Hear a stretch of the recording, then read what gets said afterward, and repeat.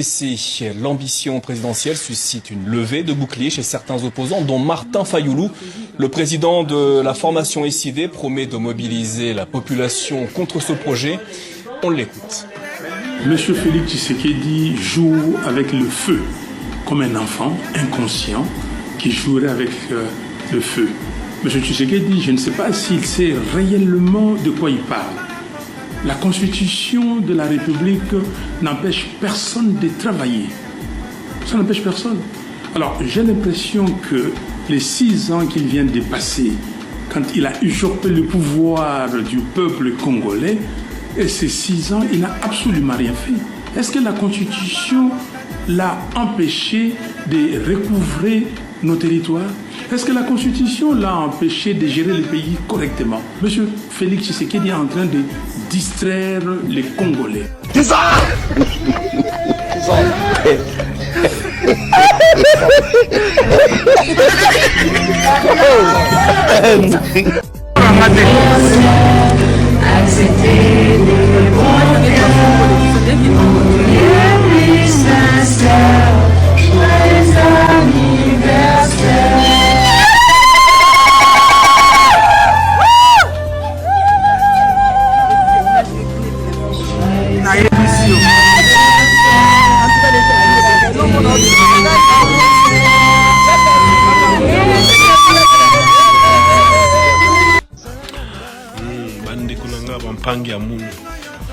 Il y a d'autres photos qui parlent d'elles-mêmes.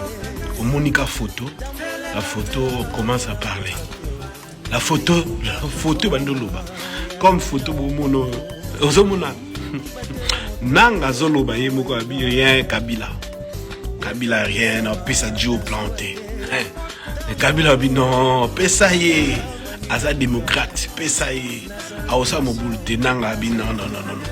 Joe n'a senti été. Joe Oyo n'a senti bien.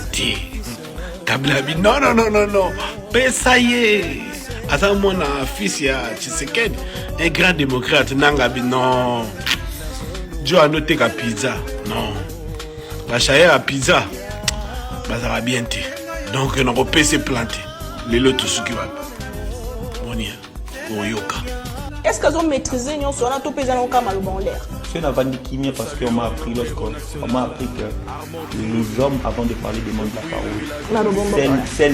Ceux qui ne sont pas des humains qui ne demandent pas avant de parler. L'impolitesse, la c'est toi, monsieur. Tu es tellement impoli, c'est la dernière fois que je peux débattre avec toi. Tu comprends? Tu es tellement impoli, mal élevé, c'est la dernière fois que je peux débattre avec toi. Je ne suis pas ton ami, monsieur. Gardez votre calme, vous êtes le représentant d'un candidat. Je ne suis pas ton ami, monsieur. Gardez votre calme, mon cher ami. C'est bon. Non, fais gaffe, monsieur. Un candidat. C'est un si tu vas te jouer de moi, tu dois me battre. Regardez l'IDPS. Ça c'est l'IDPS. Ça c'est l'IDPS, monsieur. Ça c'est l'IDPS. Il m'insulte moi médiocre. Tu es vraiment médiocre, monsieur. Vous détournez l'argent de regardez-moi l'IDPS. Non, il m'insulte médiocre. Tu détournes mon argent, tu me malmènes et puis tu viens m'insulter médiocre. Non. Vous voyez? C'est bon. Un suppléant, un député. Non, ça doit ça. Vous n'allez pas, vous les papas, vous tu peux tomber cette tienne à toi. Bon, merci. Tu peux tomber, tu es malade, mon argent. Vous détournez mon argent. Tu peux tomber. Vous détournez mon argent. Il faut dire que ça va. Les gens que moi je débatte avec pas toi. Merci. Vous allez souffrir. J'ai dit non, merci. Vous allez quitter ce pays. Batali Bisso. Que ce soit battu à Fayoulou, que ce soit battu à Katumbi, que ce soit battu à président numéro 20, président Félix Tshisekedi, que ce soit battu à Liberté d'expression, zate, droit de l'homme, zate.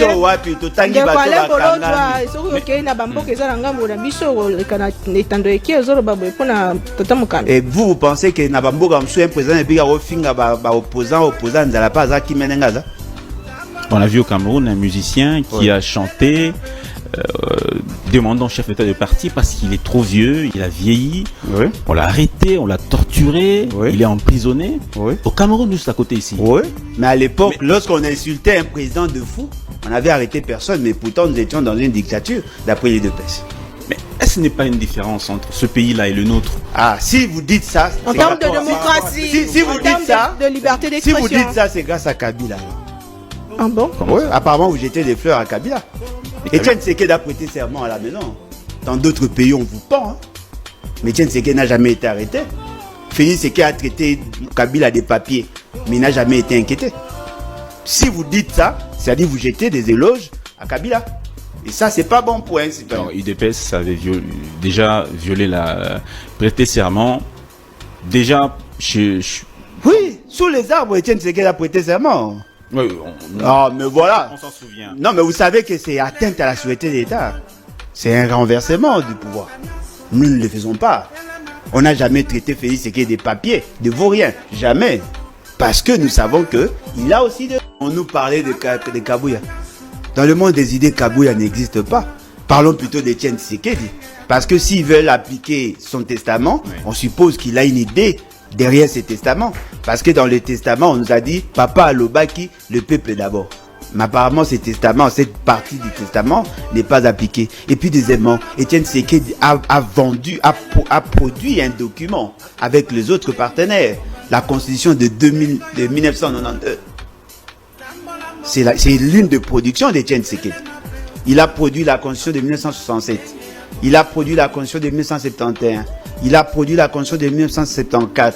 Il a produit la constitution de 1992. Alors, examinons ces constitutions pour voir si effectivement il a un testament que les autres veulent nous imposer. La constitution de 1992 qui n'a jamais été d'application au Congo, le président Mobutu s'est opposé à ce que cette constitution soit appliquée, soit même adoptée par le peuple. Vous pensez qu'aujourd'hui, c'est cet élan-là que l'UDPS veut revenir aux fondamentaux?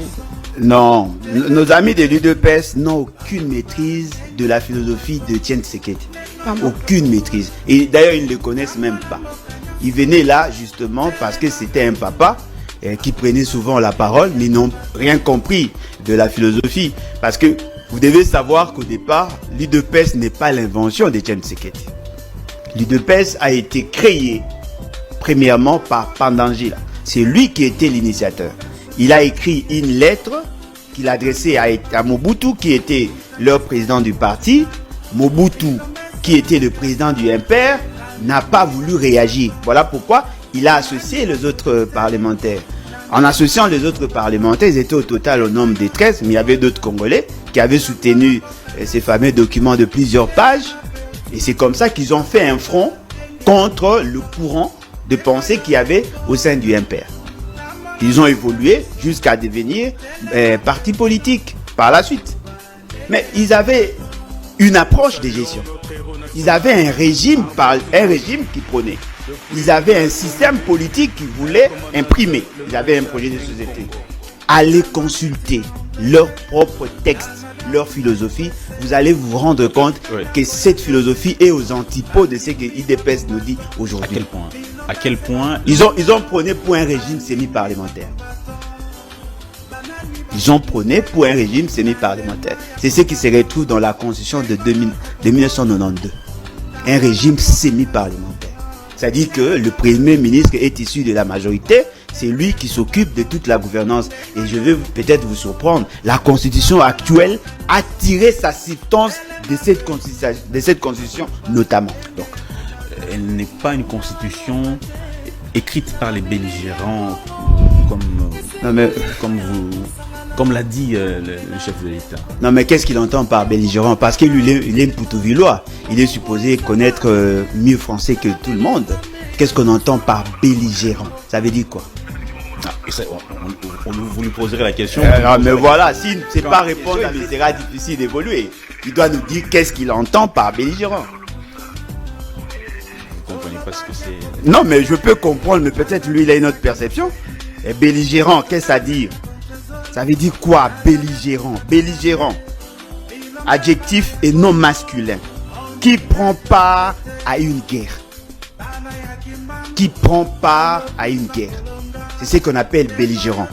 Si on parle de la guerre d'avant, de 1998 jusqu'à 2002, ou prenons jusqu'à 2003, prenons 2002, si on parle de belligérant, on parle de MLC, RCD, RCD-KML, RCD-N, le Maï-Maï et la composante gouvernement, n'est-ce pas? Mais je tiens à vous rappeler, pour que nous ayons cette constitution, il y avait aussi l'opposition, la société civile. C'est ça la constitution des belligérants? La constitution n'a pas été conçue que par les belligérants. La constitution a été conçue aussi avec l'opposition et le membre de la société civile. À cette époque, son père était là. Lorsque nous concevions la philosophie de la constitution actuelle, son père a participé aux travaux. Parce que tout est parti de l'accord global et inclusif. L'accord global et inclusif ayant planté les décors, nous avons eu une constitution appelée constitution de la transition de 2003 à 2006. Ouais, merci, monsieur. Les idées forces sont sorties de ces cadres-là. Et on avait mis en place un gouvernement sur fond de certaines dispositions de l'article de la transition, merci. Le 1+4. Merci bien. Et donc, vous comprenez que déjà le concept ne tient pas. Oui. Alors, nous sommes en 2024, plus de 20 ans plus tard. Puisque les constitutions, les gens sont censés évoluer, la société...